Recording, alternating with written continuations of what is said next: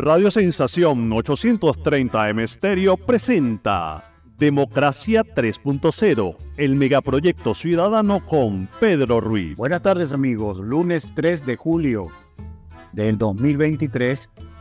Les habla Pedro Roberto Ruiz desde Radio Sensación 830 AM en el dial.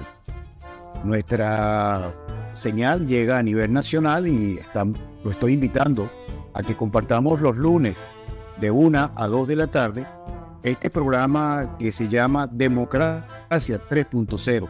Son los cambios cibernéticos que ocurren permanentemente en nuestro mundo los que nos obligan a dar grandes pasos en la tecnología y en la búsqueda de nuevas estructuras y de nuevos procedimientos para la administración política del país.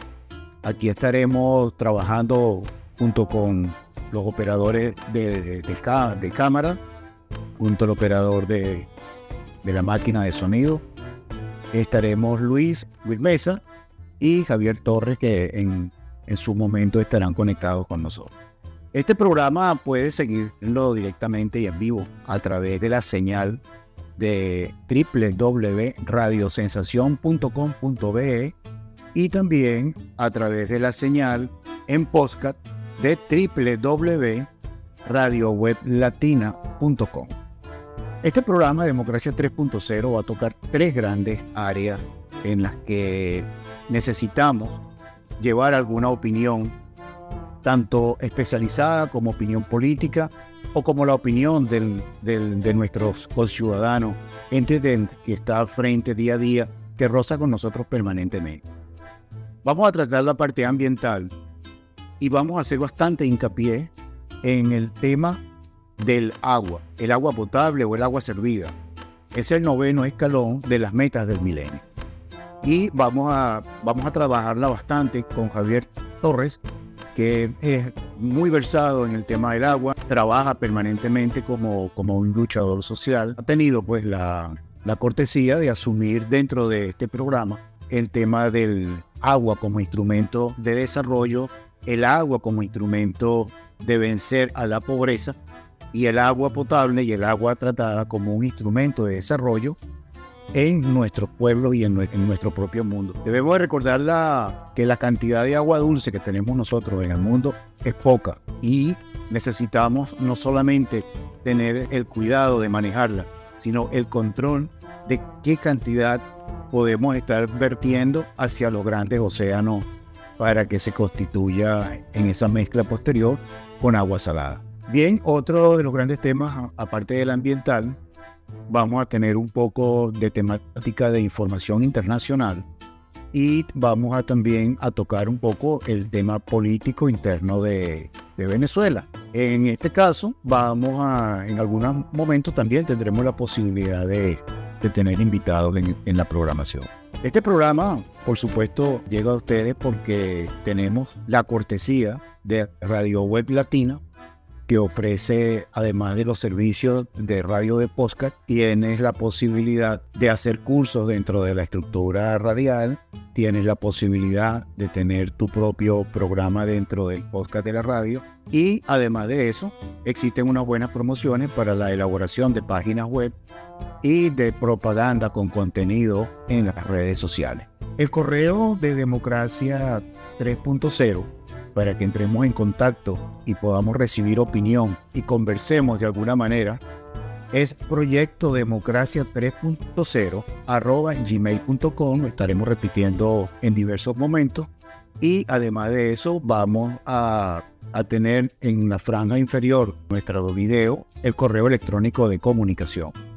Democracia 3.0 sale al aire en solo voz a través de Radio Sensación 830M, pero sale también con video y voz en Radio Web Latina y en los canales de Radio Web Latina de YouTube y otras redes sociales de video y de podcast. Bien, para continuar entonces tenemos algunas intervenciones importantes y vamos a seguir en este momento la intervención de Javier Torres con relación al tema de agua.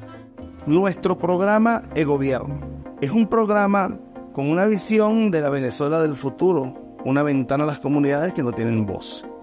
Una proyección en donde se tratará directamente el tema del agua como instrumento de desarrollo, siendo el agua un derecho fundamental e insustituible para el desarrollo humano, social y económico, ya que por medio del acceso al fluido se supliría una necesidad en las comunidades con pobreza, permitiendo que tengan una mejor calidad de vida, siempre y cuando se respete el ciclo de la hidrología. Viendo todo esto desde la perspectiva del objetivo del desarrollo del milenio de la Organización Mundial de la Salud, en una lucha contra la pobreza, la desigualdad, el hambre y las enfermedades, así integrando los principios de desarrollo en políticas y programas del país para revertir la pérdida de recursos naturales, utilizando las herramientas que están enmarcadas en la legislación venezolana sobre materia de agua, siendo este programa para las comunidades organizadas para que se comuniquen con nosotros y presenten proyectos y comentar las experiencias en positivo cada vez que se haya resuelto un problema en los sectores populares de nuestro país, y que estos trabajos puedan servir como punta de lanza y servir como un comunicador de la eficiencia y la experiencia en el trabajo en equipo, y así poder expandir a otras comunidades la búsqueda y detección de los problemas y así presentar las posibles soluciones. Nos puedes contactar a través de la página web www.egobierno.org y por medio de los correos que allí se detallan. También a mi correo personal jtorrescamacaro1970@gmail.com o jtorrescamacaro@gmail.com. Soy Javier Eduardo Torres Camacaro. Bien amigos, nuevamente con ustedes en Radio Sensación en su programa Democracia 3.0. Hoy es lunes 3 de julio del año 2023. Y es interesante el comentario que hace Javier acerca del tema de agua.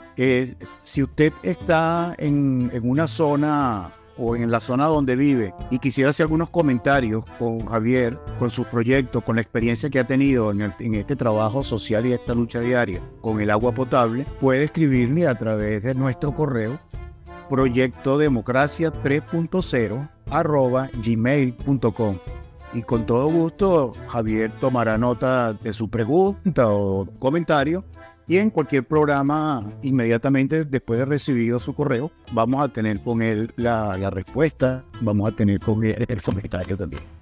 Ese correo está abierto a la participación de todos nuestros oyentes para que nos hagan las sugerencias que necesite, para que hagan las sugerencias de qué quisieras escuchar y para que tengamos una comunicación en este nuevo mundo de la democracia 3.0, que es bien interesante lo que vamos a desarrollar de aquí en adelante, porque es una estructura diferente de manejo en lo que corresponde a la temática de tipo administrativa en el general político de un país. No hace falta estar presente en todas las diligencias administrativas que usted tenga. La posibilidad de hacerlo a través de un portal y de su terminal personal, como es el teléfono celular o su máquina computadora en su casa, es una gran ventaja y es una alternativa. La democracia 3.0 está basada y está muy ligada al gobierno electrónico, y el gobierno electrónico es precisamente toda esa estructura y plataforma de contacto con el tema cibernético y virtual para que los ciudadanos tengan la posibilidad de realizar sus diligencias y sus actividades con las que se tiene que relacionar con la estructura administrativa de su locación de manera fácil, segura y de acceso inclusive en cualquier momento. En relación a esto, vamos a escuchar ahora un pequeño resumen de Democracia 3.0 y de gobierno electrónico para que tengamos ya entrando en calor de lo que son estas propuestas. El sistema de gobierno electrónico es una plataforma accesible independientemente del nivel de habilidad tecnológica, alfabetización digital o discapacidad del usuario. Los formatos son simples y con asistencia en línea. Es un método transparente de información precisa, resguardada y procesada según fue recibida. Es amigable. Los ciudadanos deben poder expresar su opinión, hacer propuestas, colaborar con el gobierno electrónico a través de encuestas en línea, foros de discusión y otras herramientas participativas. Es eficiente y simple. Reduce la burocracia y los tiempos de espera. los ciudadanos podrán realizar transacciones en línea, solicitudes, renovaciones y pago de aranceles de manera rápida y conveniente. Es segura y privada. Está rodeada de medidas de seguridad robustas. Garantiza la seguridad de los datos personales y la privacidad del usuario. Todos adaptados a la ética y leyes de protección de datos. Es universal, es compatible entre diferentes sistemas y plataformas, es amplio para la administración gubernamental, accesible desde cualquier parte del mundo y a través de cualquier terminal. Y también es muy motivadora porque estimula el aprendizaje y la capacitación digital a ciudadanos y funcionarios públicos que tengan que entrar en el tiempo en esta actividad del gobierno electrónico. Estás en sintonía de Democracia 3.0 con Pedro Ruiz por Radio Sensación 830 AM Estéreo. Bien, amigos, continuando con Democracia 3.0, le habla Pedro Roberto Ruiz y quería comentarle, ¿no?, que si quisieras tener tu negocio en punta vendiendo a través de redes sociales, es bueno que nos escriba visitando radioweblatina.com, donde existen múltiples planes para hacer publicidad a través de las redes sociales. Es importante en estos tiempos no solamente tener una red social que alcance al público que necesitas tener dentro de la estructura de tu negocio.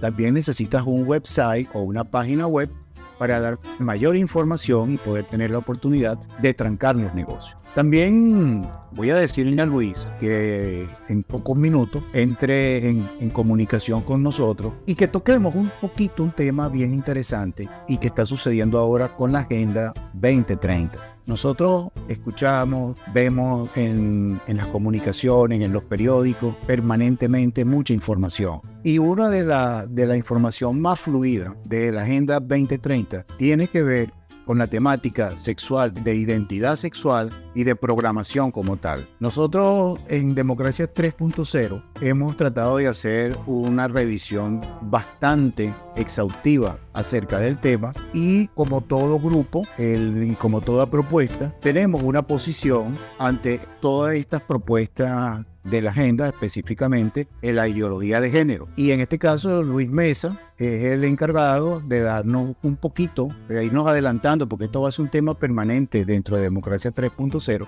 Nos va a dar un poquito de esta revisión que hemos hecho y cuál es nuestra posición dentro de Democracia 3.0 y de gobierno.org. Desde hace pocos años se viene hablando de la ideología de género y de cómo debería, según algunos entendidos, hacerse todo en base a la perspectiva de género. Pues nada más alejado de lo que, por lo menos en Venezuela, deberíamos considerar como algo aplicable. Y es que la ideología de género no busca esa igualdad que tanto pregonan, porque esta ya existe en nuestro ordenamiento jurídico. Solo busca una lucha interna como mecanismo de control social y de financiamiento a actividades inmorales a futuro, como la sexualización de niños. Donde se ha pretendido aplicar estas políticas con perspectiva de género, se ha terminado por disolver derechos fundamentales como la presunción de inocencia específicamente de los hombres. Se ha promovido que solo exista la palabra de la mujer como única prueba necesaria para la condena del hombre. Y se deja desprotegidos a los niños porque se le da absoluto poder a la mujer para castigar y educar a los niños sin supervisión del padre. Y lo más grave, se permite la mutilación de niños para un supuesto cambio de sexo que sabemos que no existe, pero que beneficia el morbo de los que lo promueven.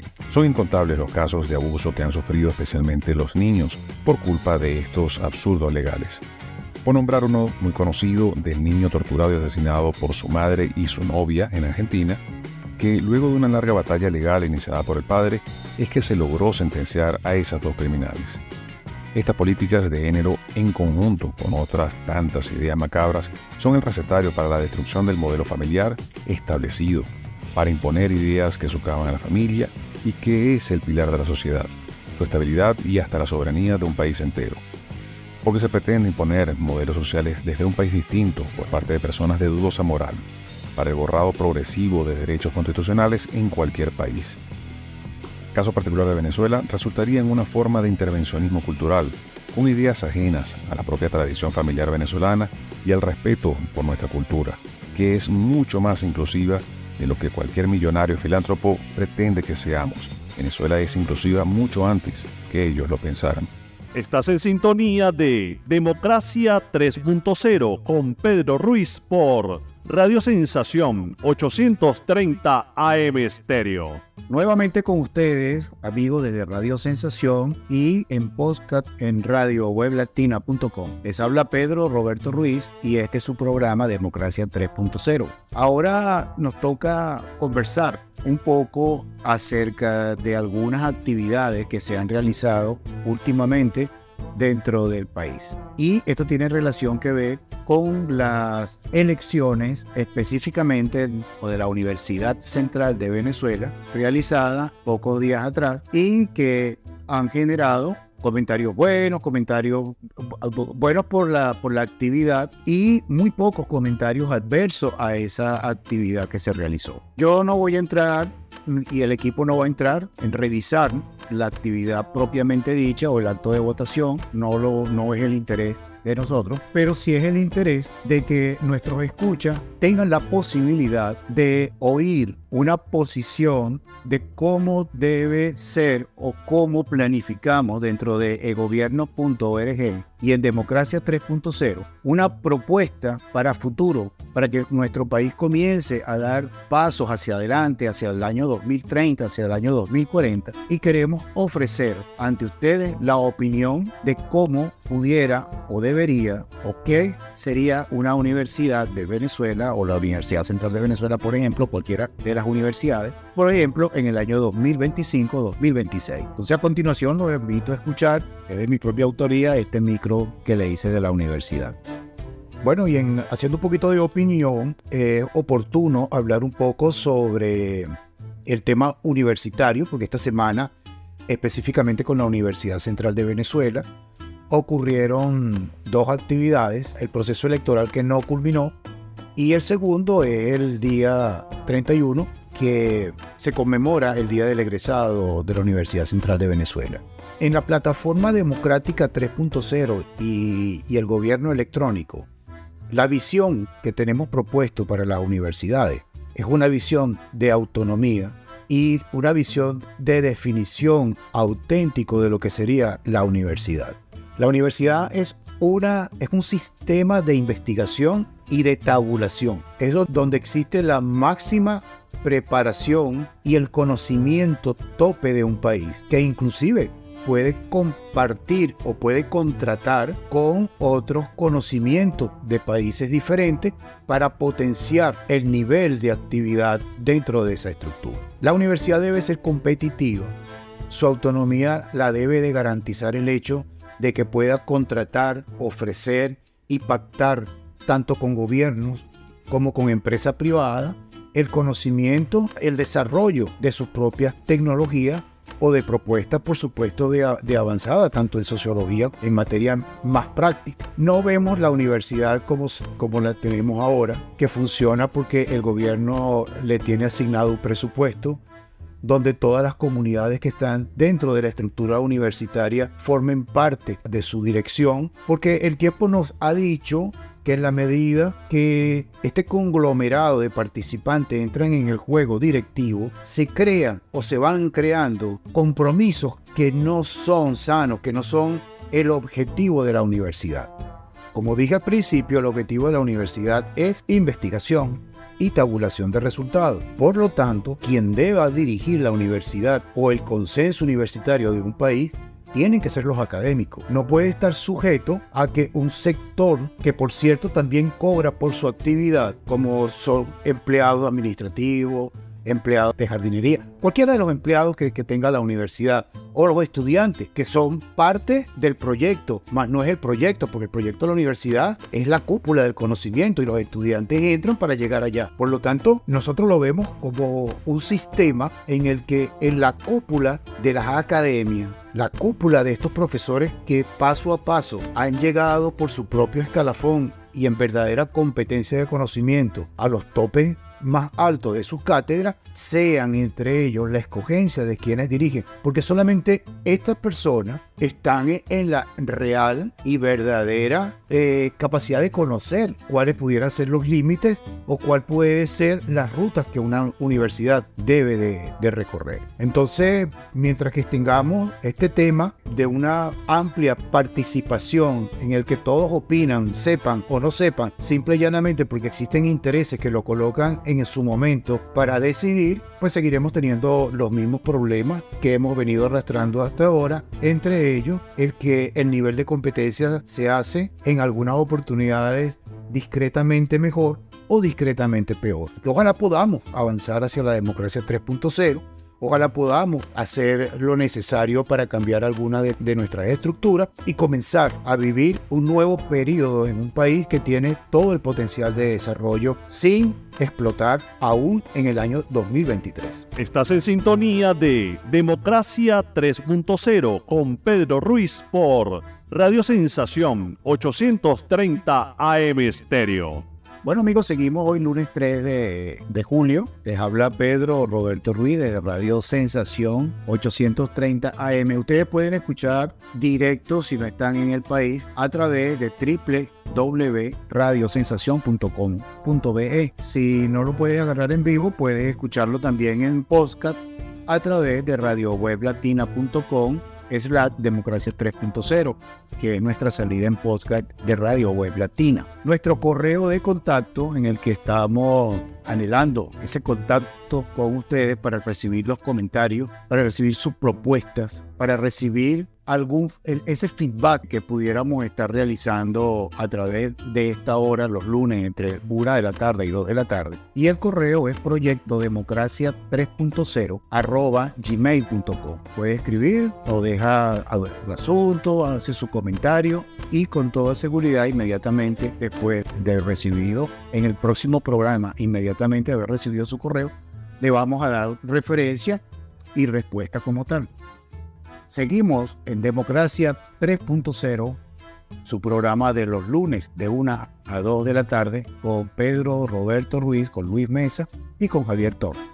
Aquí es importante que hagamos un paréntesis en relación a tema internacional. El tema importante internacional que está llevándose más tiempo en los medios de comunicación es la formación de un nuevo eje económico en el mundo. Este nuevo eje económico está conformándose por grandes países que aspiran a mantener un mercado común, una moneda de múltiple denominación, pero con equivalentes propios para ese grupo, lo que significa que indistintamente la moneda, todo lo que estén en ese grupo pueden hacer mercado interno y pagar con su propia moneda sin necesidad de comprar una moneda diferente para efectos de divisa.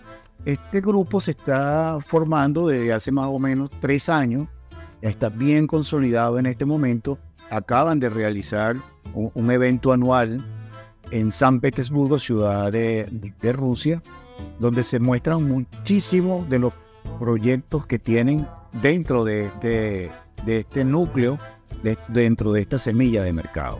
Porque hago el llamado y la colación de este mercado. Porque Venezuela está aspirando a entrar al mercado. El mercado es el BRIC, BRICS, porque corresponde a los 5 países que fueron los que propusieron esta idea. La B corresponde a Brasil, el otro país es la India, Rusia, China y Sudáfrica. Pero en los últimos 2 meses, al menos 14 países diferentes han estado haciendo contactos de tipo permanente para hacer la entrada a este nuevo mercado. Este, por supuesto, sería un mercado que agrupa a una gran cantidad de población que en términos de mercado son grupos de personas en países con capacidad, en este caso discretamente adquisitiva. Son países que no ostentan una gran riqueza, pero están dentro de la estructura de producción Y ese es uno de los grandes fuertes que tiene este nuevo mercado internacional, este nuevo mercado que se está generando, que está el tema de la producción. Uno de los gigantes en la producción industrial, como lo es China, forma parte de este conglomerado. Rusia no se queda atrás. Rusia tiene una gran plataforma industrial, una gran plataforma de tipo mecánica. Ellos se autoabastecen con sus propios productos mecánicos y tienen al ser un país petrolero, pues la 9ª potencia petrolera en el mundo, tienen una gran capacidad petrolera.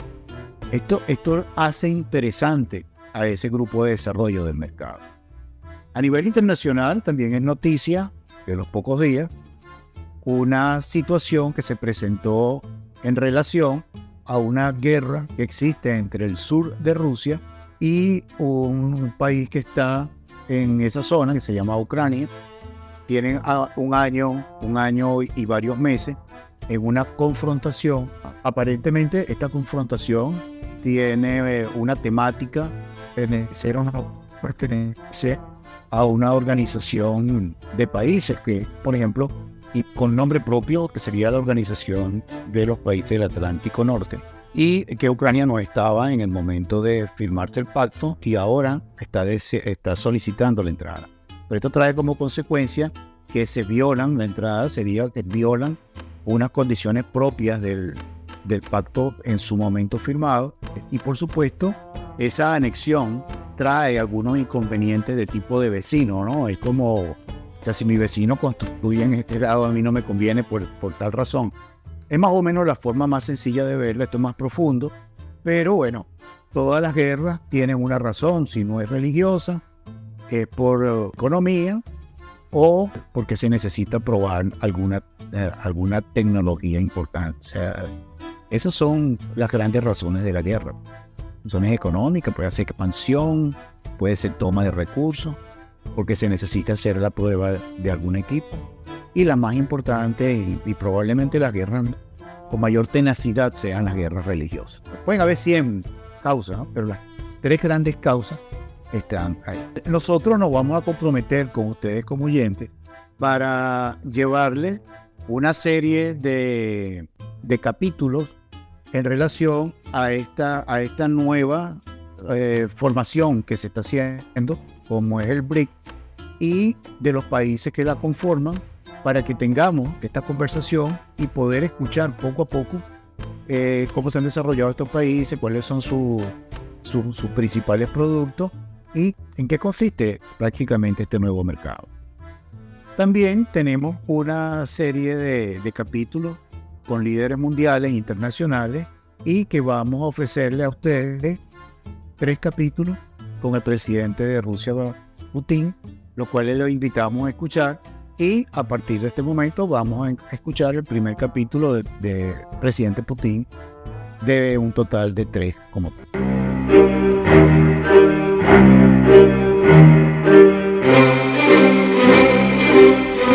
Aún hay la creencia en Rusia y en Estados Unidos de que Putin se volvió tan grande, tan inmenso y tan poderoso, que incluso logró elegir al nuevo presidente de Estados Unidos. ¿Quién habría podido predecir tal destino para Vladimir Putin, quien nació de padres maduros en un departamento comunal en la Leningrado de la posguerra? El padre y la madre de Putin tenían 41 años cuando él nació. Fue en 1952. Stalin, como gobernante, había sido implacable. Su determinación por transformar la Unión Soviética de una potencia agrícola a una industrial tuvo un costo inimaginable. 20 millones de rusos murieron en campos de concentración frente a pelotones de fusilamiento a causa de hambrunas. Y luego estalló la Segunda Guerra Mundial. Leningrado había estado sitiada durante 900 días. Más de 1 millón murieron de hambre y la ciudad fue bombardeada continuamente. Rusia había ganado la guerra, y cuando nace Vladimir Putin, el país se había vuelto la segunda potencia atómica del mundo. Pero para familias como la suya, la subsistencia diaria era precaria. Después de la guerra era como si siguieras viviendo en las trincheras. Putin creció en el centro de Leningrado, en uno de los edificios destruidos, sin barandillas y sin tablas en los pisos y sin marcos en las ventanas, pues los habían usado como leña y hasta como alimento. Él habla sobre haber sido un chico rufián en la calle. Los chicos rudos se la pasaban en su zona, y si alguien de otra zona venía, se peleaban y perseguían ratas y cosas así. En realidad no parece haber sido un intimidador cuando era niño. Parece que hubiesen intimidado a él porque era pequeño. Esa fue la razón por la que empezó a hacer deportes y ejercicio, porque él quería estar seguro de que podría defenderse. A los 16 años, el joven Vladimir se le ocurrió un plan audaz, con el que lograría hacer que nadie lo intimidara y que todos lo respetaran. Se uniría a la KGB, la temida policía secreta de la Unión Soviética.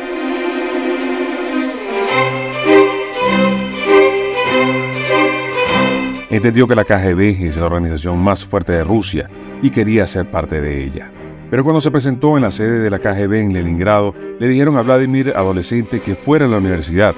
Putin juró que un día la KGB lo tomaría en serio, al igual que todos los demás.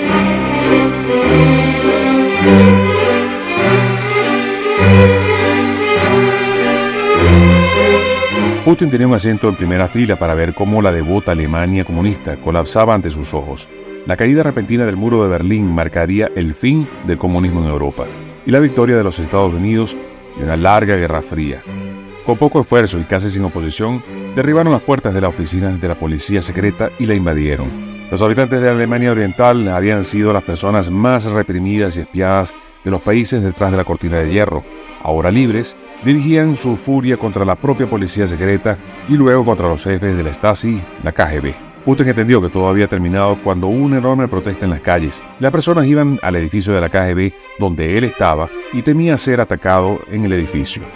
Él fue quien tuvo el valor de salir a la calle y decir: oigan, tenemos seguridad y armas y no tememos usarlas. Y llamó al puesto del Ejército Rojo en Alemania Oriental para pedirles protección. La persona que habló con él le dijo que no podían hacer eso sin órdenes de Moscú, y Moscú callaba.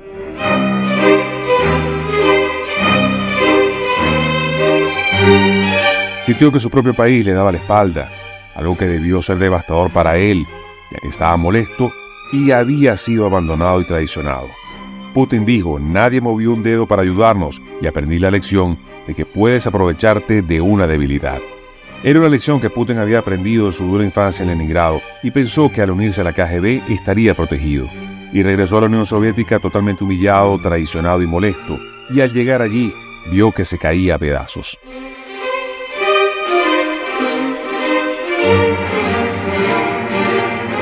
Gorbachev, el líder ruso, maniobró de forma desesperada para evitar el colapso de la Unión Soviética.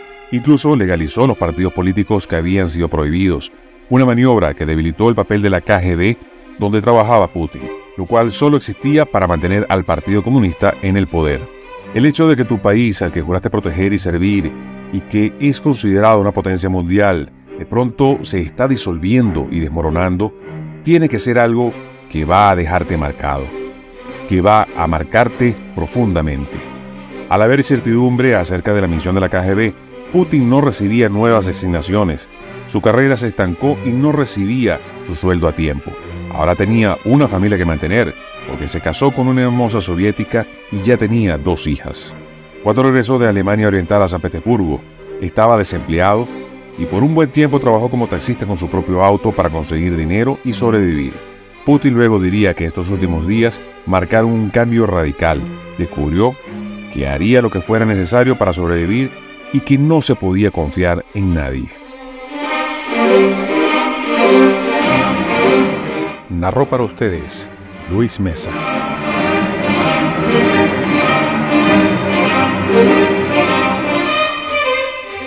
Estás en sintonía de Democracia 3.0 con Pedro Ruiz por Radio Sensación 830 AM Estéreo.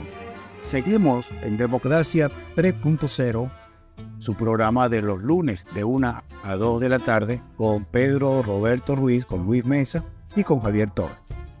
Hoy vamos a tratar en la segunda parte de este programa del lunes 3 de julio un tema bien interesante en lo que sería hacia adentro, hacia Venezuela, y que son las primarias. Se hacen llamar las primarias de la oposición porque es un grupo de varios partidos que en el tiempo se han ido conformando, se han ido armando o se han ido deformando, pero permanecen sus siglas en el tope, permanecen sonando, están ahí y asumen que de alguna forma representan el deseo, la tendencia o el pensamiento de algunas personas que lo apoyan. Yo no quiero tocar el tema de si estos grupos terminan por reunirse dentro de una ideología o de una filosofía de pensamiento.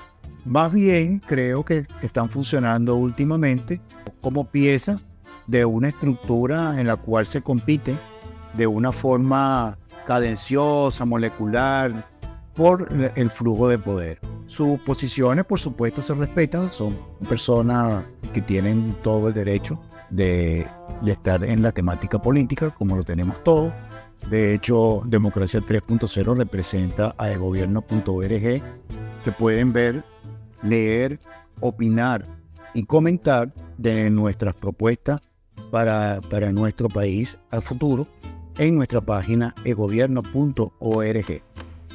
Sin embargo, la posición como equipo es que las primarias no tienen ningún tipo de sentido en este momento por varias razones. La primera razón es que todos los partidos que se estiman forman parte de esa estructura de primaria son partidos que por lo menos desde el año 2010, 2012, no han establecido una posición de votar en su momento y en los procesos electorales que se han desarrollado por diversos tipos de razones y que han alegado siempre en conjunto de tantas, una en especial, que es que no quieren participar del llamado a votación constitucional por la razón de que no se sienten en conformidad con el instrumento o con el poder electoral en este caso.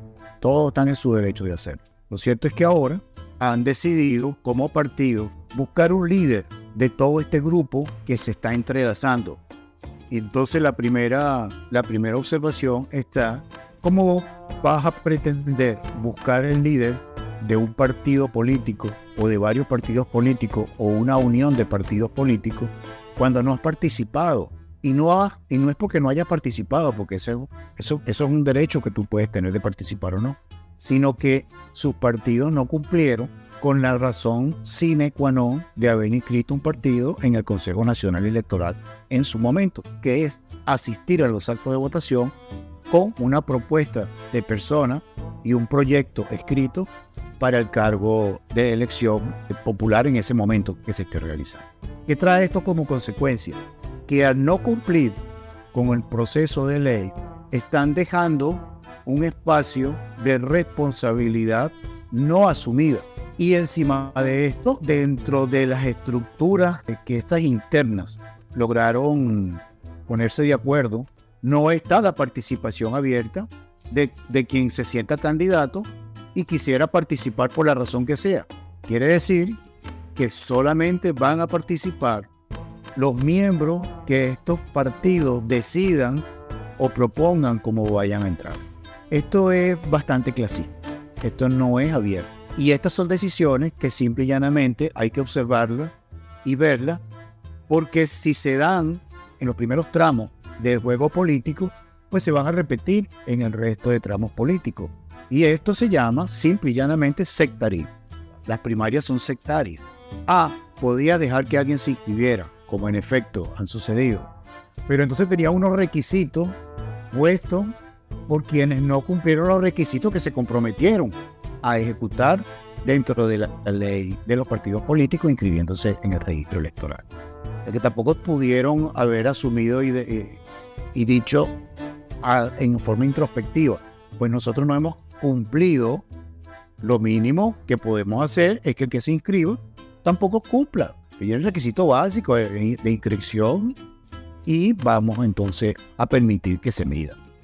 Yo veo más grave que este grupo tampoco permitió que se inscribieran los grupos ideológicos y partidos políticos que sí han participado en las elecciones anteriores. No voy a utilizar el nombre despectivo porque yo creo que al utilizarlo comienza el proceso despectivo y rompe el principio político del respeto por la otra persona. Porque si el concepto de político engloba el hecho que nos podamos comunicar, tenemos el gran problema de que te estás comunicando pero maltratando y hablando muy mal de quien en ley sí cumplió lo que se comprometió a hacer.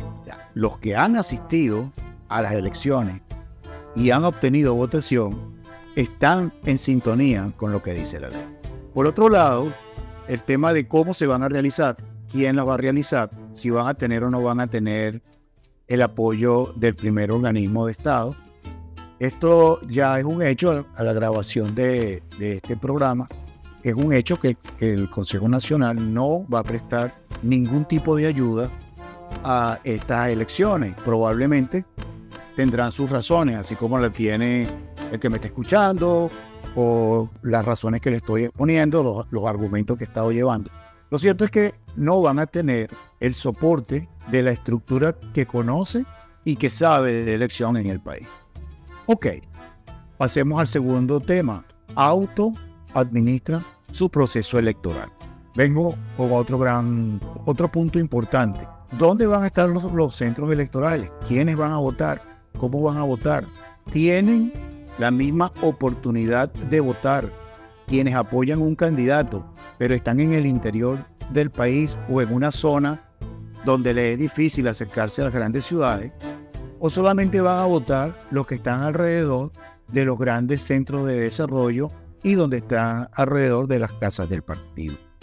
Ahí estamos observando nuevamente otro gran problema que segrega, que divide y que en una pequeña puesta de acuerdo de estos grupos están dividiendo en fracciones, tamizando prácticamente capas sociales políticas o políticos sociales. Si no eres de los que vive cerca de las estructuras urbanas, dentro de las urbanizaciones, dentro de estas ciudades, entonces no estás dentro del grupo que puede votar, aunque tenga el deseo de apoyar a una persona que creo que en este caso es simple y llanamente por simpatía personal, porque ninguno de los candidatos ha presentado de verdad su posición ideológica, doctrinaria o filosófica. Muy poco le he podido escuchar, y en el equipo estábamos revisando, una propuesta de país como tal. O sea, ¿hacia dónde vamos? Que no sea el hecho de salir a votar. Y lo tercero más importante de todo esto es que el artículo 392 de nuestra Constitución, en el literal 5 y 6, dice que cualquier proceso electoral para elección de funcionario a elegir en una votación general debe estar mediado a través de él. Y los partidos tuvieron la oportunidad de haber solicitado, cuando quisieran, la mediación del Consejo Nacional Electoral en su estructura interna para escoger su candidato a través de un proceso de votación. No lo hicieron. Pero ahora, acercándose a las elecciones del 24, sí lo están haciendo. Esto no huele bien, esto no se ve bien. Porque a la verdad verdadera, todos los partidos que dicen estar formando parte de ahí están fracturados. Y esta fractura es consecuencia de que no han logrado establecer un acuerdo entre cada corriente filosófica del partido para hacer su propuesta y elegir un candidato. Y aquí no es el cuento de que en este momento la corriente ideológica es importante o no es importante. Pues sí es importante, porque a todas estas, cuando los 14 candidatos se inscriben, cuando el grupo de personas permanentes de los partidos intentan ir a unas primarias fuera de la estructura establecida en la Constitución, que probablemente ellos mismos aprobaron en el año 99, están cometiendo una demostración de un contenido filosófico que se llama la anarquía, porque los anarquistas son precisamente estos grupos de personas que no respetan las estructuras o los niveles de autoridad o de poder. Con esto quiero decir que si se sigue juzgando el tema de las primarias, nos vamos a dar cuenta que son tantos los errores que existen y que no están llevándonos a una buena ejecución, un buen ejemplo, sino que nos están nublando y permitiendo que un grupo de personas que puede estar de verdad asumiendo que van a salir del problema a través de esta primaria, vuelvan dentro de 5 o 6 meses o quién sabe, a lo mejor el año que viene, a tener un nuevo desengaño, porque ajustándonos a la realidad, nadie que salga electo ahí puede ser candidato, está ganando sobre la violación de lo mismo que se comprometió a respetar. Se prometió y se comprometió a respetar la ley de partidos políticos y no lo ha hecho. Se comprometió a respetar la estructura y el respeto por las demás personas, por la igualdad, y no lo están haciendo. Y se comprometió a respetar la Constitución y todos los días salen a hablar de la Constitución y no. Entonces, yo creo que lo menos que va a pasar ahí, pues, es que eso termine en esto no es legal, no existe, no sé cuál es el término de la ley que se pueda utilizar o vayan a utilizar. Se habla mucho de inhabilitaciones, pero yo creo que si quería llegar a ser candidato y violarte la Constitución, pues es todo el derecho de que te inhabilite. Esa es. Los candidatos, hay candidatos de verdad que se sienten que tienen mucho, hay candidatos que se sienten que tienen un gran sentimiento de aportar. Hay candidatos que no se conocen, que están ahí, es probable que tengan un interés más de ensayo, más de visión, más de laboratorio, pero hay candidatos que no deberían estar. Hay candidatos que desde el punto de vista de la psicología del comportamiento están muy enfermos. O sea, no deberían de estar ofreciendo la posibilidad de ser líderes del pueblo. Yo en otra segunda oportunidad voy a hablar un poquito de esta temática que se engloba en dos grandes nombres: personalidades psicopáticas y los psicópatas. Los psicópatas no son los que nos venden Netflix, ¿no? Los psicópatas están permanentemente al lado de nosotros, están cerca, están ahí.